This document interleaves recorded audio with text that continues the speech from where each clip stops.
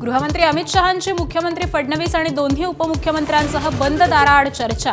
राज्यातील नुकसानाचा आढावा घेतल्याची सूत्रांची माहिती।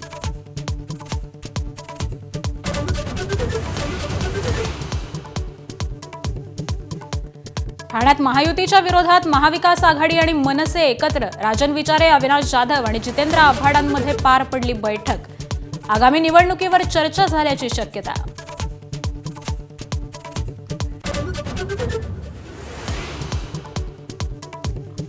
मुख्यमंत्र्यांच्या ओबीसी नेत्यांच्या बैठकीला न बोलावल्यानं लक्ष्मण हाके नाराज।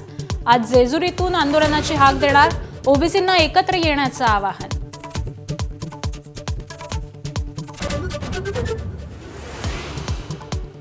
धाराशिव जिल्ह्याला पुन्हा पावसाचा तडाखा। बाणगंगा, दुधना आणि तेरणा नदीला पूर। पावसामुळे सोयाबीन पिकाचं मोठं नुकसान।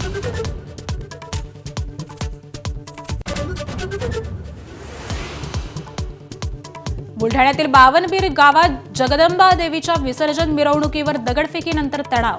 पोलिसांनी समजूत काढल्यानंतर पहाटे 5 वाजता विसर्जन। गावात मोठा पोलीस फौजफाटा तैनात।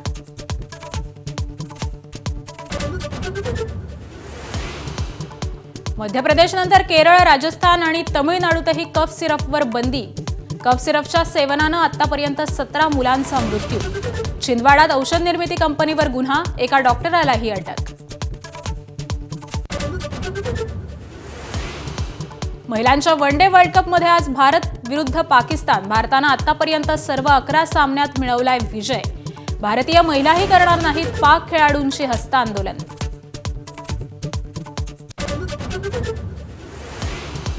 शिर्डीच्या साईबाबांच्या चरणी 954 ग्रॅम वजनाचा सोन्याचा हार अर्पण। हाराची किंमत 1,03,00,000 रुपये।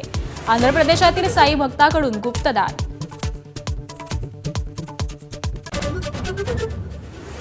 रशियाचा युक्रेनवर मोठा हवाई हल्ला। प्रवासी ट्रेन आणि रेल्वे स्थानकावर झालेल्या बॉम्ब हल्ल्यात 30 जणांचा मृत्यू। देशभरात खळबळ।